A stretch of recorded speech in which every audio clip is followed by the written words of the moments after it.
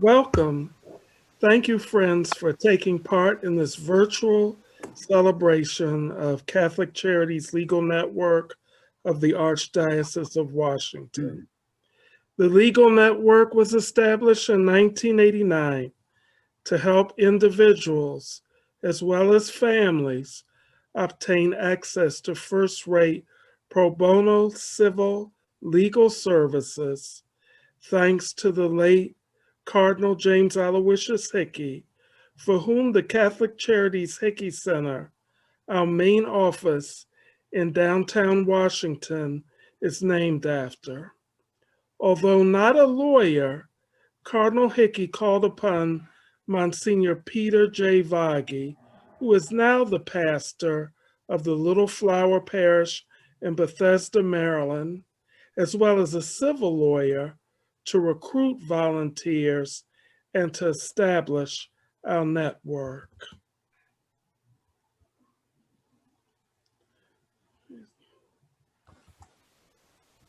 The Legal Network has remained true to its mission of providing pro bono clients access to volunteer attorneys, even in the midst of a global pandemic. For example, one client, who I will call Jane, was an active duty military officer and a single parent of a 5-year-old son. Jane came to the Legal Network, which, to place it in her own words, and I quote, to have my will drafted as well as a guardianship set up for my son due to my concerns about being deployed outside of this area. The Legal Network was able to secure for Jane an attorney to assist her with both these matters, which was a relief taken off of her shoulders. Indeed, Cardinal Hickey's dream, which is also the Legal Network's mission, is still being fulfilled and is very much alive today, thanks to each one of you. At this time, I would like to introduce our president of Catholic Charities of the Archdiocese of Washington, Monsignor John Insler. Monsignor? Jim, thank you very much. I want to say a quick word and then do a prayer if I can. The quick word is how important volunteers are to Catholic Charities. Across the country, there are about 160 Catholic Charities representing 300,000 volunteers. Our own agency here in Washington, which represents DC and Montgomery, Prince George's, Charles, Calvin, St. Mary's, we have almost 1,000 volunteers, maybe closer to 900 volunteers, particularly during the winter time when we have hypothermia. So you who are already a member of the Legal Network, Pro Bono Legal Network, and you who might be interested in it, are a very elite group of people. Very elite because you do the work, and Jim just shared with James' story, you do the work of taking care of people who are otherwise unable to find and able to pay for, in many cases, the legal help they need. I'm very proud of what you all do, very proud, and so happy on the phone with us today on the Zoom call, and I want to offer prayer for all of you and for our work, because I think it's one of the unsung, in many ways, stories of Catholic Charities of lots of people, hundreds of people, thousands of people are helped every year because of people like you. So let us pray. Loving and gracious God, I am blessed to be in a position where I'm able to help people who are in need. I'm blessed to have a position where I'm able to ask others to help, and also able to help find those who maybe most need the services they provide. Bless our Pro Bono Legal Network. Bless Cardinal Hickey, God rest his soul. Bless Mr. Peter Vaghi, my friend from down the street. And bless all those people who, through their efforts and work, make it possible for those who otherwise would find no legal support to find it through the gift of our great leader, Jim Bishop, and his team. Bless our time together today. Let us celebrate. Today, let's celebrate in a time of pandemic. Let's celebrate also the wonder of great work being done. We ask all this because you're our God, Lord Jesus Christ, forever and ever. Amen. Thank you very much, Father John. That was terrific. And I just want to thank everybody for joining us. My name is Mike Francesi. I'm a partner at Covington & Burling in Washington, D.C. and I'm the incoming chair of the Advisory Council Legal Network. And I really look forward to working with everybody going forward. And I very much want to thank you for all the service that you've given in the past and that you'll continue to give as we go forward. When we were talking about this event, I asked Kelly, what is this event for? And she said, it's a celebration. And I said, well, what are we celebrating? And she said, we're celebrating 2020, that we haven't, 2020 is a strange year and we missed out on our volunteer reception and we missed out on our golf tournament. We didn't have the reception after the golf tournament, but our volunteers, our donors, our staff, our pro bono lawyers, everybody came through and we had a terrific year anyway, despite all of that. And we need to recognize it and we need to celebrate it. So that's what we're doing today. Kelly assures me it is purely a coincidence that it's Friday the 13th that we're choosing to celebrate this 2020. But we are here on Friday the 13th, 8 months after, I think, the last day I personally was in the District of Columbia at my office before it shut down on Friday the 13th back in March. So there's some sort of symbolism there. But we're going to go ahead and have our staff attorneys, Leo, Esther, and Dan, just sort of walk through for all of you the work that we're doing and the work that we've been able to do in 2020. I think you'll find it's remarkable what they've all accomplished and what we've accomplished as a group under the conditions we were in. So first, I'm going to turn it to Leo. Judge Green, if you would mind kicking us off here and just telling everybody about what we've been doing in Maryland, particularly since COVID, but even before then, just to let people know. Mike, it's been a rough year, but we each day find a great grace to work and do the things that we do, from the volunteers to the people who support us financially. I work mainly with Dan in the Mona Center, but we really have not been back to the Mona Center in 8 months. Every day, though, we are working, finding ways to assist people in their legal matters, whether it be a will, a domestic relations matter, finding and satisfying birth certificates. Even the biggest thing we have seen in the last months and weeks has been landlord-tenant. We're spending a tremendous amount of time on the phone advising people, telling them what they can and can't do, telling them what the status of the courts are, telling them what they can and. Leo, I think you're breaking up a little bit. Maybe if we turn to Esther first to see. Esther, would you mind just jumping in and talking about what's going on in DC, and then hopefully Judge Green will be back in a better hotspot? No, I don't mind at all. I'll continue. Thanks, Good evening, everyone, and thank you again for joining the Catholic Charities Legal Network virtual celebration. The month of May marked my 1-year anniversary working at the Legal Network, and I've had the pleasure of working with and representing a diverse array of clients. Working with clients who have no to low income presents its own set of challenges, but as we have all been impacted by the coronavirus and the subsequent quarantine orders, our clients have been doubly impacted. With many of our clients having sick or dying loved ones, the demand for representation in probate matters has skyrocketed, along with the basic desire to know what their rights are and to be provided with legal guidance in putting their estate planning documents in place. The CCLN staff works to provide educational workshops to teams within the Archdiocese of Washington, Catholic Charities of the Archdiocese of Washington, as well as Catholic Charities USA, to share information about estate planning basics and how to navigate the conversations surrounding death and dying with families.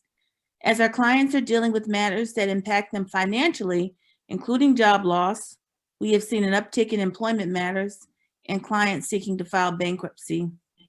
Through our work with the DC Bar Pro Bono program, I and my colleague Kelly Thompson have been trained and are now able to file bankruptcy petitions for CCLN clients. And just as the quarantine has impacted the ways in which we're able to move freely, many of our clients are faced with handling issues of child custody and visitation when the child or parent has to be in quarantine. So enough talking about the challenges that the current pandemic presents. I'd like to talk about some of the success stories that we've seen during this time. During this year, I represented a father of 2 young sons in DC Superior Court, and helped him to obtain a court order for permanent physical and legal custody of his sons. Also, as the courts have shifted to virtual hearings, I've been able to represent another young father in his pursuit to have joint custody of his son through telephonic and web-based video conference hearings. Through the many challenges that this current climate presents, CCLN has not relented in its pursuit of finding excellent legal representation for its clients. We do so through the help of our dedicated volunteer attorneys, and most recently through our own staff attorneys.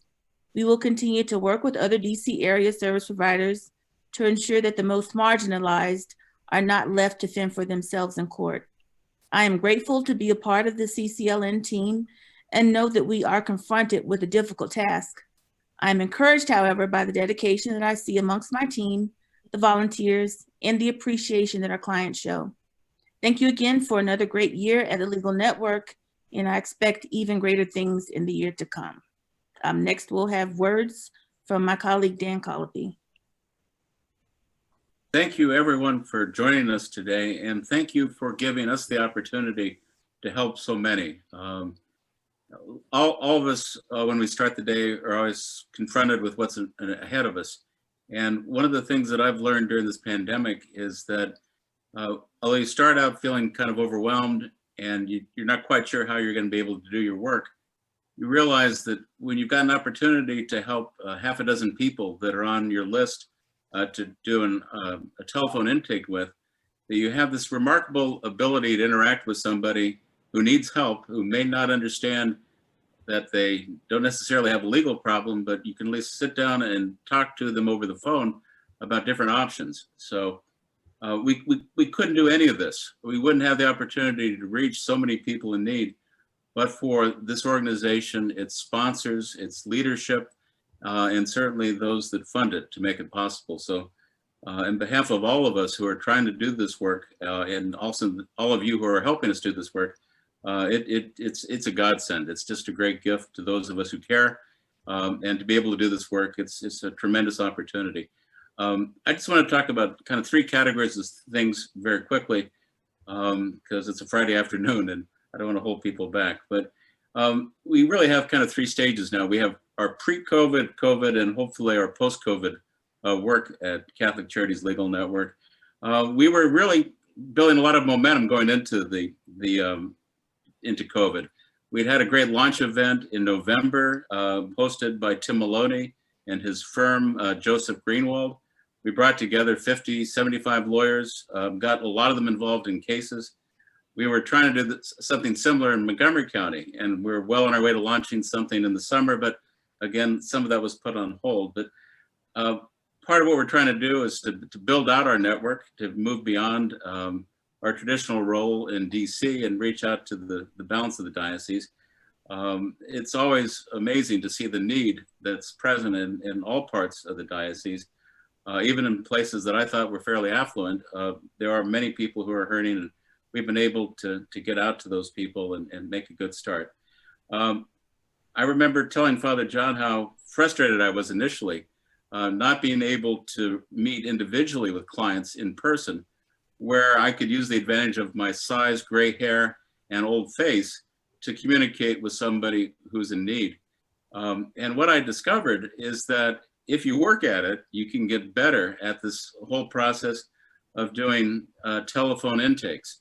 I can tell you that I've been doing intake for Jim, both as part of the network and as a volunteer for over 20 years. And I got pretty good at doing the 15-minute in-person interview because it didn't take too long to figure out what the broad issues were.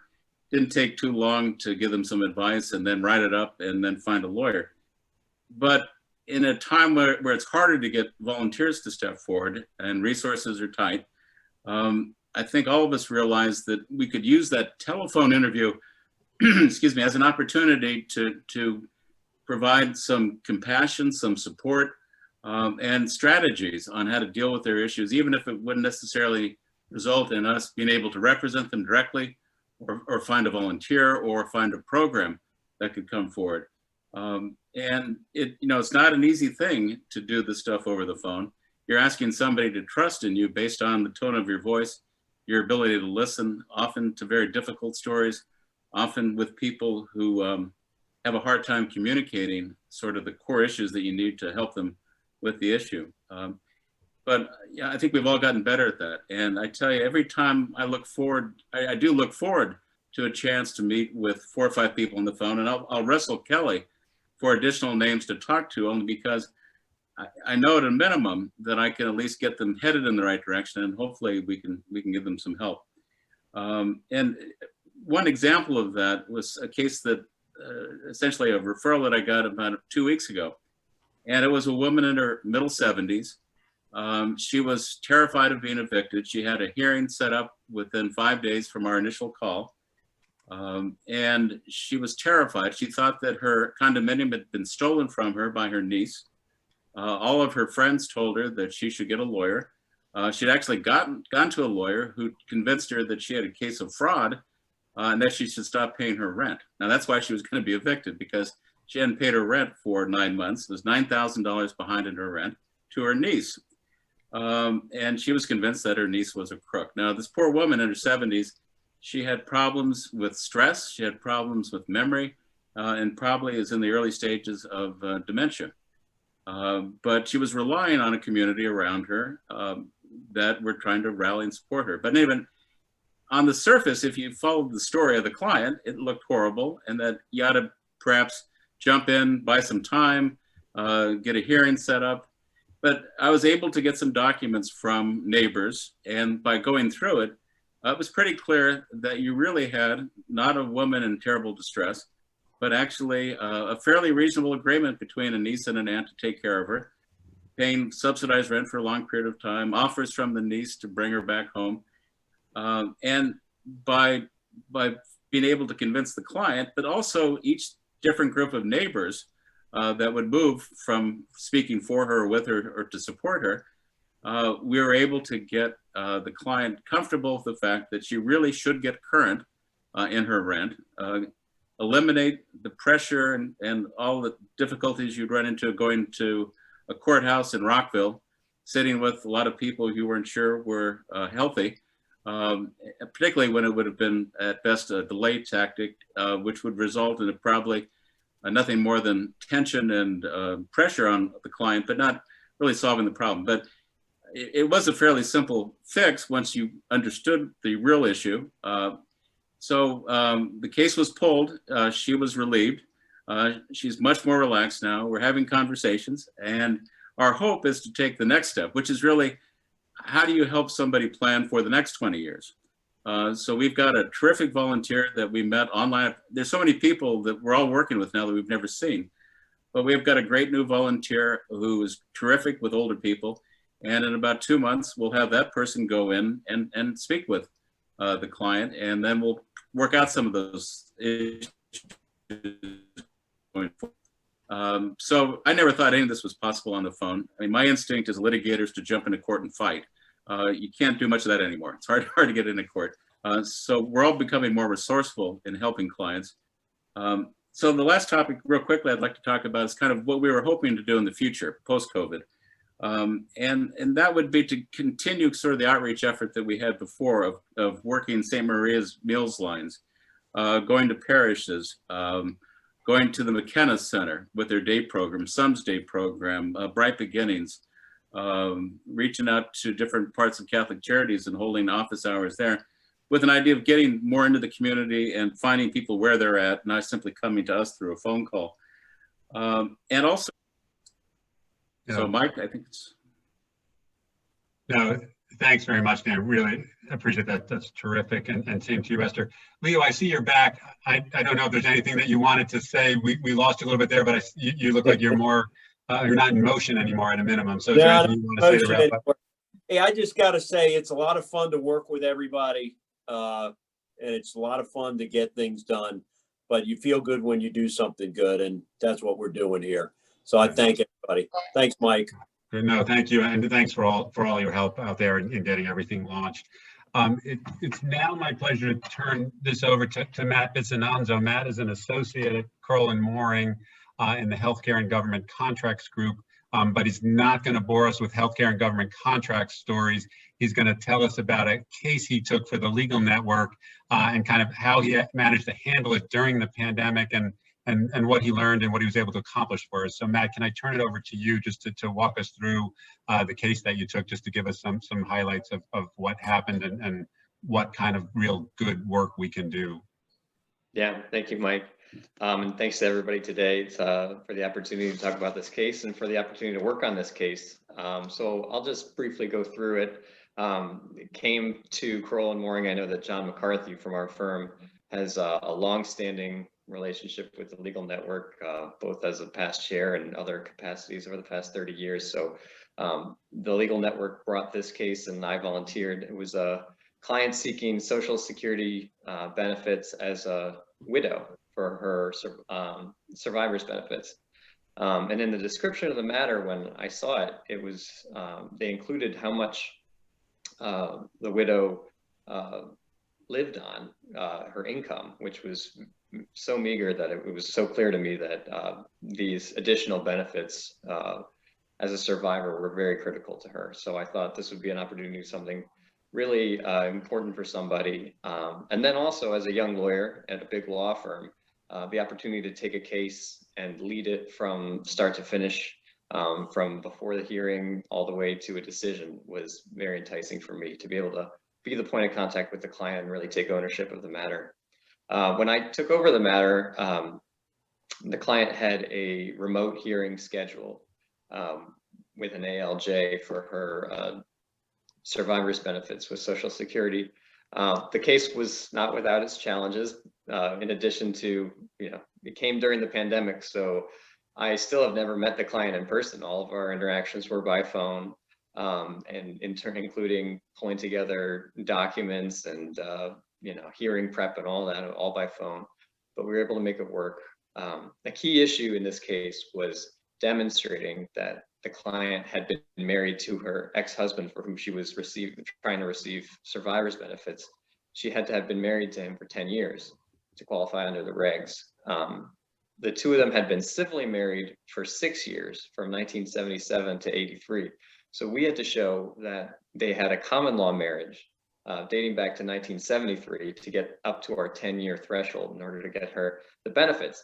And she had a common law marriage, but this had to be shown to the judge. So it was challenging because most of the relevant witnesses from the 1970s had passed away. Most of their family members were gone. Obviously, her ex-husband had passed away. And there was just a general lack of documentation from that period.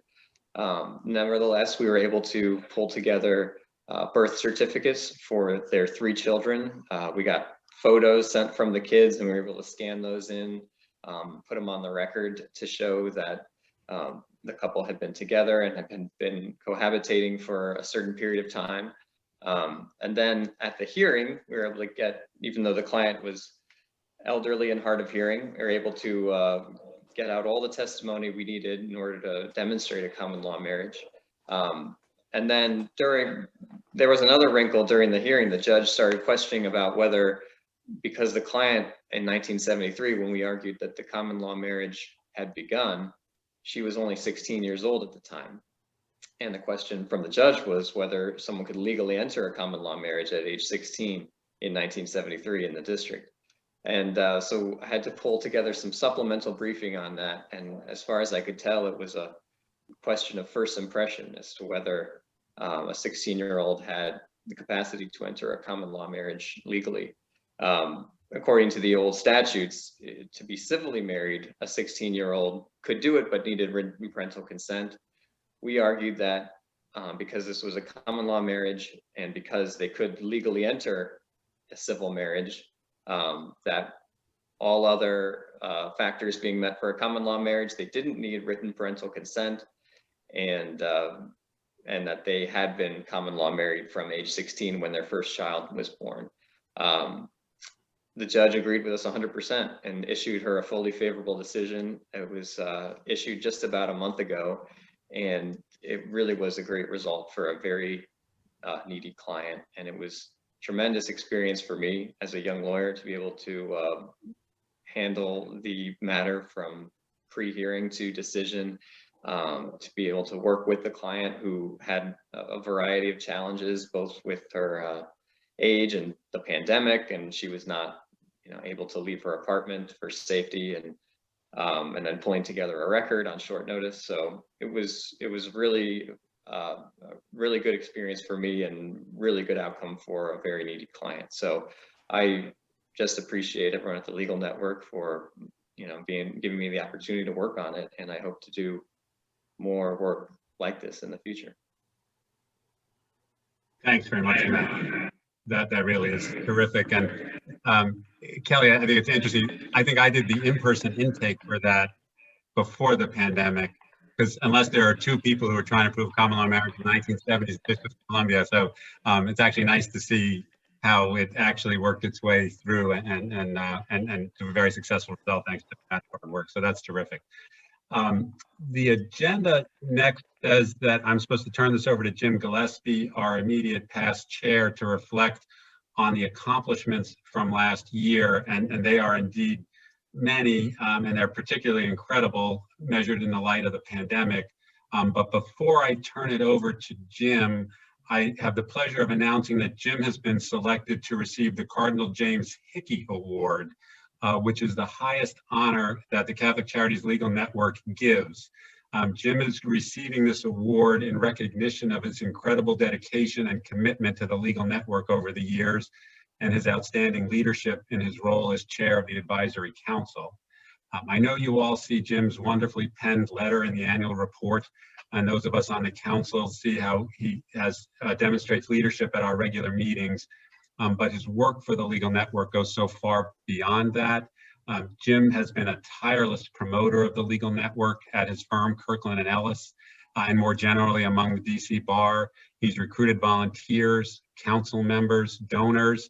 He's a great communicator. He's led our progress in PG County at the Mona Center and our work with VetLex to support the veterans in need. He spearheaded our work in the district to provide legal support to poor children in the diocese. Jim, I know your term is ending, but I want to make sure you know that you'll always be part of the Legal Network family, and you'll have a place in all of our hearts. And we hope you continue your hard work with us in your new role as past chair. Simple thank yous are always inadequate to reflect accomplishments and dedication such as yours. Virtual thank yous without even a handshake or any kind of hug are even more inadequate, but in 2020, you're going to have to settle for that right now. And I know that your plaque is on its way to you in your offices. And we hope you take that really as a sincere expression of our thanks and gratitude for all that you've done for us. And personally, I want to thank you for what you've done for me and what I know you're going to do for me in the coming year going forward to help me through trying to continue what you've helped build here at the Catholic Charities Legal Network. So I want to say thank you. I would like everybody just to give Jim a quick applause, virtually or regular. And then I'll turn it over to you, Jim, to reflect on the past year and what you see as the accomplishments that we were able to achieve during 2020.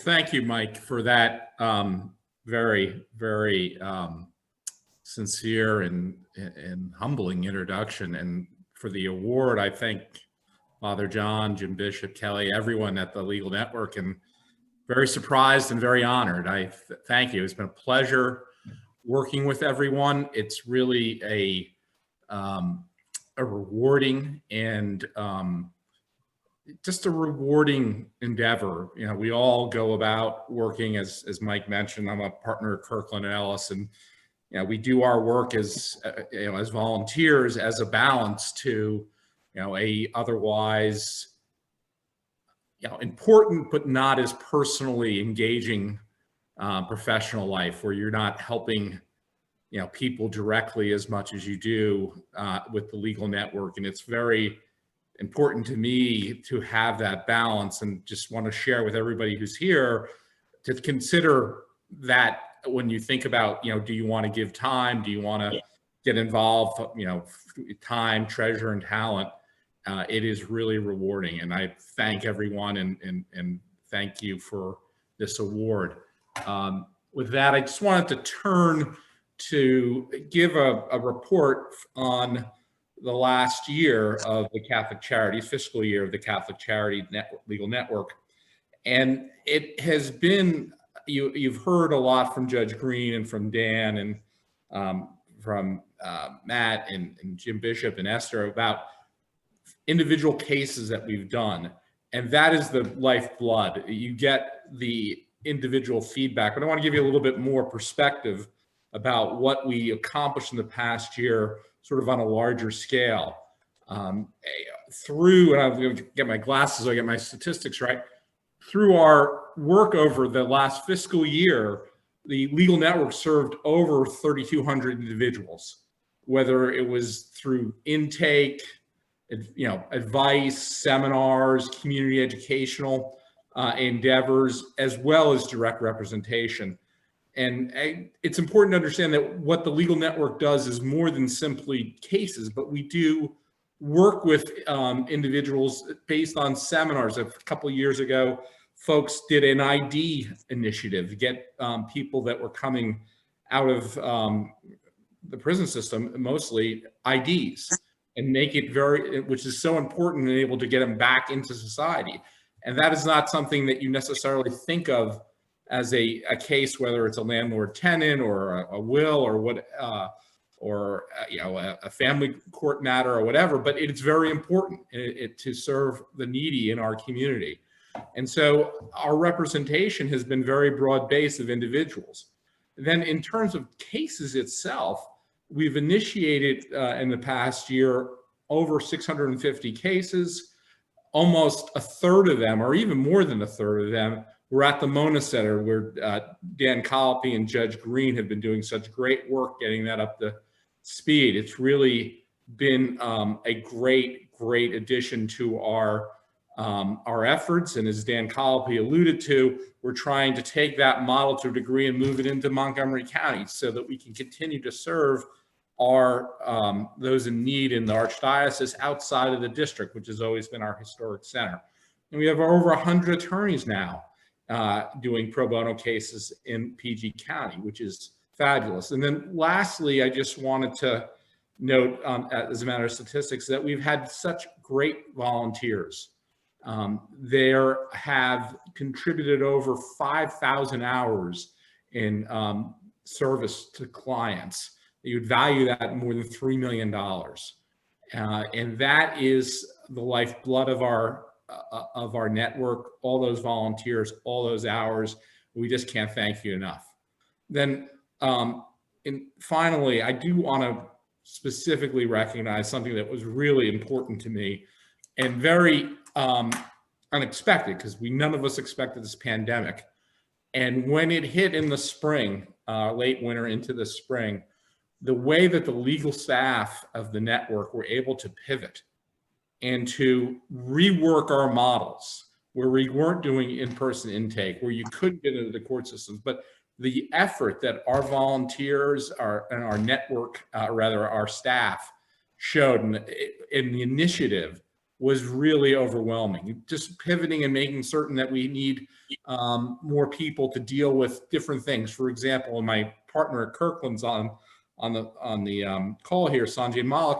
Sanjay did a fabulous job in really upping our ability to do intake in Spanish, using his language skills, which we often had done in person.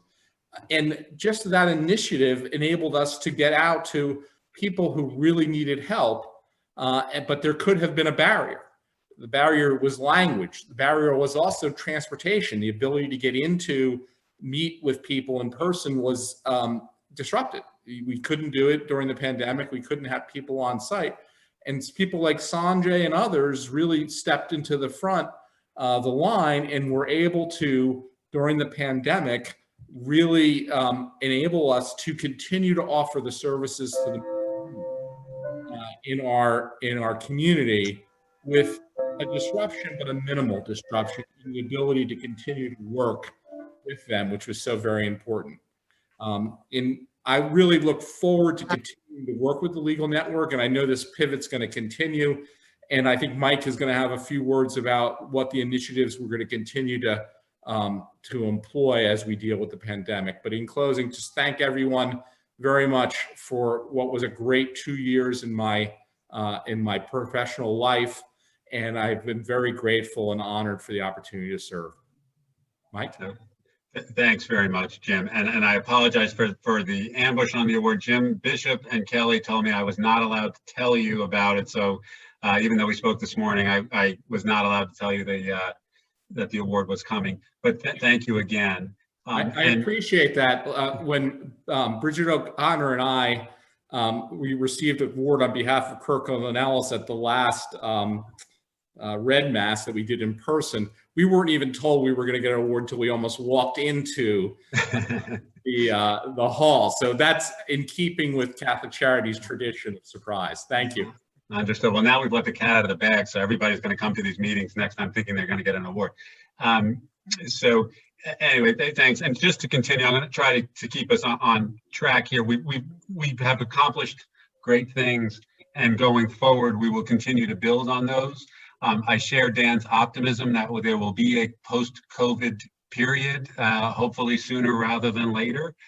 We will continue to lean on our volunteers and lean on our staff going forward to make the best and to continue to provide our mission. As Jim Bishop said to me the other day, our clients' needs haven't gone away and our situation hasn't changed for the better. Some of our clients may be worse off and we may have more needs that we need to help people with. But this current pandemic and the related economic downturn has not made anyone's life better. And we need to keep doing what we're doing. And then as we get hopefully to the end of this, it would be nice to go and examine kind of what actually worked and we should continue. Dan tells a nice story about how maybe doing some things on the phone are better if clients can't access transportation to come down. Maybe we do continue some more phone intake or do other things, but maybe there's some things that we learned from this process that we can even improve the services that we deliver going forward. So for now, at least for the short term, I think we're in the same situation we were in last year, and we will continue to lean on our folks and try to help our clients as best we can. And we'll start with an eye toward where we're going to go afterwards to continue to grow in Maryland, to continue to grow in DC, and to provide as much service as we can. And Esther, I know it's important. I've noticed over the years, or recently, we've started taking more cases in-house and that you all have been handling them, which I know puts more of a strain on you, but it can also produce some quick and good results and expertise. And you guys have done fantastic work taking on cases and representing clients directly, you, Dan, and Leo, and that's terrific also. So to the extent we can continue to do that, that's certainly something we would look forward to doing. So I'm now going to turn it over to Joe Kraus. This is at least in part a celebration of our golf tournament that didn't happen, but sort of happened virtually. But I gather nobody actually sent in scores, and maybe the golfers are all watching the Masters right now instead of watching us. But Joe, if you could just give us a sort of quick rundown of the golf tournament and kind of the tremendous success, at least from a donation standpoint, that you were able to achieve with your hard work and the work of the committee. Sure, Mike. Thank you, and thank everyone for joining us this afternoon. I'm Joe Kraus, a partner at Hogan Lovells, and I have been the chair of the annual golf tournament for the last few years. As many of you know, we have run this golf tournament for many years, and it has been our principal fundraising event each year. So this year, due to COVID and recognizing that the health and safety of our staff and all the participants was our #1 priority, we decided to forego our traditional in-person golf tournament. But we still had to find a way to generate the funds that we were counting on that were already in our budget. So therefore, with the support of the advisory council, the committee proposed a virtual golf tournament to replace our in-person event, where golfers could contribute to sponsor a foursome and then golf at a course and a time of their choosing throughout the area. Once we made that decision and pivoted to that virtual event, our committee, which was made up of Tom Kelly of Fairgrade Drinker Biddle and Reef, Maria Jones of Miller and Chevalier, John McCarthy of Crowell and Mooring, and Caroline Pinkston of Hewlett Packard, and supported by Jim Bishop and Kelly Thompson and Tara Aris of Catholic Charities, all did an extraordinary job in difficult and very challenging circumstances. And thanks to their efforts and the support of many of our sponsors and participants, many of whom are on the phone today, we actually exceeded our goal and raised a total of $85,075 this year. That was a little over $2,000 above our goal of $82,950. So just a phenomenal effort throughout the summer months. Again, meeting virtually. The committee met virtually and had to reach out to all of our sponsors and participants virtually. But we just had tremendous support, and I'd like to thank everyone who supported the fundraising efforts throughout the time. I would note that we had 100% participation from the advisory council, and I thank the council members for their support throughout. I'd also like to especially thank this year's golf tournament sponsors, who you now see on the screen. And I'd also like to give special thanks to our virtual tournament sponsors, Crowell & Mooring and Kirkland Ellis Foundation, who have been continuing sponsors and supporters of the legal network for many years, and continual sponsors of the golf tournament each year. So we really thank them. Again, I want to thank the committee and everyone who contributed. This was an outstanding effort in very difficult and challenging circumstances over the past year. And I think everybody should be commended and congratulated for participating and contributing to such a great effort. And now I'll turn it back to Jim Bishop. Thanks, everyone. And I want to thank everyone for participating virtually today. Now I have the distinct privilege of thanking some people who keep our doors open to those in need. First, there are many attorneys who are to be commended for stepping up to accept pro bono matters this year, especially since the pandemic began. As Mike said, our need for pro bono attorneys remains as pertinent as ever. If you're interested in volunteering or know someone who is interested in volunteering, please find the volunteer link in the chat box. You can also send me an email at james.bishop@cc-dc.org. There was one other group that I would like to thank, and that is the law firm of Jones Day, who this past year, thanks to our advisory council member, Miguel Eaton, we set up a program to specifically help veterans and their families with civil law matters throughout the Washington area. And we've entered into a new horizon, another new horizon, helping veterans and their families. We meet bi-weekly with wonderful representatives from Jones Day who are assisting us and guiding us in this new endeavor. And it has indeed been a wonderful experience working with that law firm as well as the clients that we serve. Next, I want to thank Monsignor John Ensler, President and CEO of Catholic Charities of the Archdiocese of Washington. To also thank my immediate supervisor, Denise Capassi, who is the Executive Director of Catholic Charities Adult and Children's Services. Both of these individuals, Father John and Ms. Capassi, fiercely advocate for our program and clients. I also want to thank the entire leadership team of Catholic Charities who are continuing to lead the agency during this trying time. Next, I want to thank the Legal Network's Advisory Council, whose names will appear on the screen. The Advisory Council is made up of attorneys at local law firms and corporations who are committed to furthering our mission. I want to thank our grantors, which you now see on the screen. Beyond these sources of funding, I want to thank all of you who have contributed any amount to support Catholic Charities Legal Network. Next, I want to recognize a small group of outstanding volunteers who have gone above and beyond over the past year. These individuals were honored at the recent John Carroll Society Red Mass at St. Matthew's Cathedral on Sunday, October 4th. Cardinal-elect Wilton Gregory thanked Lindsay Erdman, Sanjay Jose Mullick, Stephen B. Mudd, Kathleen Wack, and the law firm of Wiley Rhyme for their outstanding service to the legal network. And I want to echo His Eminence's sentiments.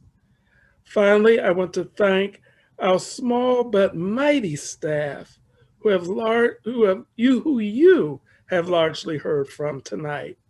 The legal staff includes Esther Coleman, Daniel Colopy, the Honorable Leo Green Jr., Kelly Thompson, and our bilingual paralegal, Blanca Lopez. As I turn over the program at this time to Monsignor John Ensler for our closing prayer, I want to say again thank you to everyone for joining us this afternoon. I wish you and your families and loved ones continued health and safety. God bless. Father John? Thank you, Jim. It's great to be with you all. I must share with you that I'm sure this is true of all the lawyers on the phone, that you must be zoomed out. Virtual, and we all, I'm doing it, you're doing it. And it's frankly sometimes a little bit tedious to have so much contact, but not personally, but virtually. So I will admit to you the fact that I didn't know how this was going to go. I didn't know what's going to happen today. I'm part of the team. I'm happy to do it, but I wasn't part of the planning. But I want to say to all of you, I've really enjoyed this last hour. I've enjoyed it because it speaks of what we do and do so well. And it especially speaks of our staff members. It speaks of our Leadership Advisory Council. It speaks of those who are part of the golf tournament. It's a wonderful testimonial to people who together are helping us to raise about $3 million in pro bono services. We're giving out yearly to people who come to us in need. Oftentimes when I do orientation for the entire staff, it might be 20 or so people each time I meet every 2 weeks, I share a story, and I'm going to close with this and do a prayer. And it's a brief story, but it's from the scripture. It's called Matthew 25, verse 31 to 46. I'm sure many of you know it by heart, because it's such an easy to remember. The Lord said, basically one day, he said, when I was hungry, you gave me food. When I was thirsty, you gave me drink. When I was ill, you clothed me. Or you visited me. When I was naked, you clothed me. I was in prison, you visited me. And they said, Lord, when do we do those things? When do we feed you or give you drink? Or when do we come visit you? When do we clothe you? When do we do those things? He said, clearly, when you do these things for the least brother and sister, the least among you do these things for me. He also said then, when I was hungry, you didn't feed me. I was thirsty, you didn't give me drink. When I was naked, you didn't clothe me. I was ill or in prison, you didn't visit me. So what did we do to visit you or give you food? He said, when you did not do these things, his brother and sister did not do those things for me. And then he says, the punchline is, those who did those things will be with me in paradise. Those who did not do those things, well, maybe not so sure. He actually says that's the judgment day. The judgment day will be whether you did those things for other people. So when I look at the legal network, the pro bono network, and I think about what we do, I think about how you live that gospel, that Jesus is met by clients and by you as you reach out to the things you do. Now, I tease a little bit at orientation, but do the same with you. I say that when you get to St. Peter's Gate, all of us will get there someday, and knock at the door, and Peter's there, and Peter said, well, tell me about yourself. Well, I'm a lawyer at Kirkland Ellis, and I'm a lawyer at Crowmore, I'm whatever, and I have a family. He said, what else? What else? He said, well, I work with the Catholic Charities Legal Network. Really? Get on in here. Get on in here. Basically meaning you have, if you will, shown by your life how important it is that basically you give to other people. So another people said it, Jim said it, Mike said it, other people said it. The joy of giving, the joy of helping is a big thing. And I just want to say to all of you, thank you. This has been a joyful time for this hour. So I've really enjoyed this hour a lot, not the same words. I wasn't going to say that when I first got on the phone, I just found to be a really uplifting, really celebratory time to rejoice who we are. It's a great thing. So thank you all for that. And remember, you are, if you will, earn your ticket to heaven. Ticket to heaven is being given to you by the work you're called to do. It's your job at work with legal work. It's your ministry here at Catholic Charities. Sometimes they match together very well, but in the end, we meet Jesus and he meets us and the clients we serve and those who come our way. So I'm closing prayer. Let us pray. Loving God, I really want to say thank you today as we approach the day of Thanksgiving for all the gifts that you give to us personally, through our training, education, and background, and through our firms, and then open our doors to those who otherwise could not afford those gifts and that direction and that legal help. I'm thankful for those who do that regularly. Those who do it just occasionally. For those who find time, whatever time they have sometimes, to say, it's my turn to do something for someone who otherwise has no one to take care of their need. Thank you for allowing us to take the emotional pressure off of people. We heard about that today. Take care of the legal issues involved in just working through the court system. Thank you for those who help us to find ways to support themselves because of the work that we do. Thank you for those who work with family issues and concerns to try to bring about peace and calm in families. We do all those things and much more. And we do them because you give us a chance and the gifts, and you call us to share the gifts you've given to us. So bless our legal network. Bless our upcoming Thanksgiving celebration in our homes, probably smaller than usual for almost all of us, but bless us with a real sense in our hearts of being part of something pretty special, giving back, watching over, taking care of those who come to us in need. We're blessed to be doing it together in a community. We're blessed to take care of people who come our way. We pray, Lord, you bless the work we do, give us all strength to keep on doing it. We pray, as always, in the Father and the Son and the Holy Spirit. Amen. Amen.